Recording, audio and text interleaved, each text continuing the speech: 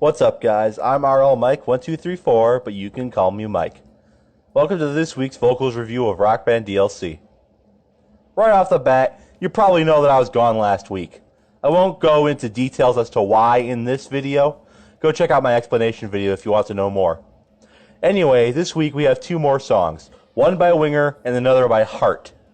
Are they fun to sing? It's time to look at them. Our first song is 17 by Winger.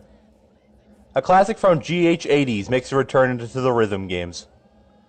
The chart begins in the intro with a one-note phrase, this being a low note.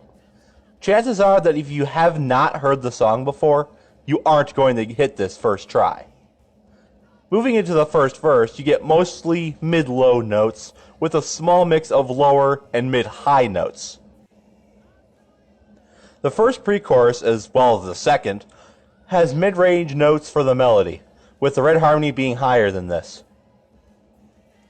The first chorus has a range of low to mid-low notes for the melody and the yellow harmony.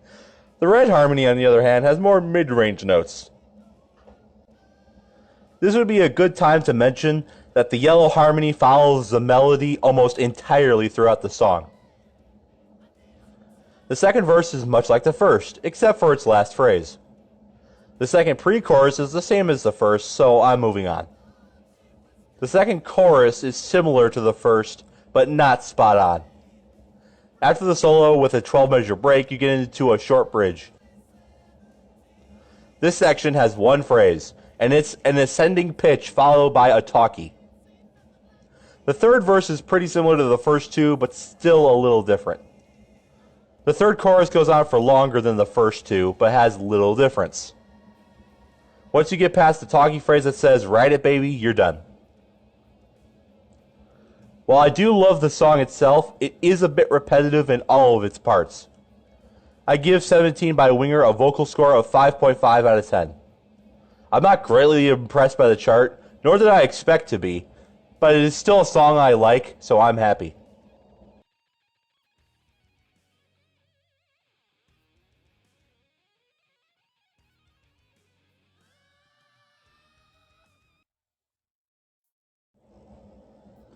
Our second and final song is Crazy on You by Heart. Wait, I seem to be reading from the wrong thing. Hold on a second.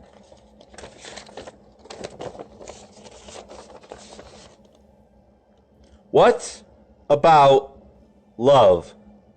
Well, I'm sure it'll still be a nice rockin' tune. Wait, what?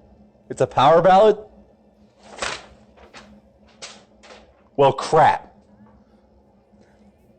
This chart begins with an 8-measure weight. The first verse never goes very high, and it also contains no harmonies. The first chorus is where the song's one harmony part kicks in. Unfortunately, this harmony part stays at the same note nearly the entire song.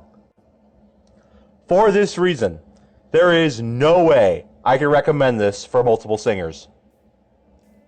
As for the melody, it still doesn't get that high in the chorus, but it does come down low at the end. The second verse is very similar to the first, but it's only half as long.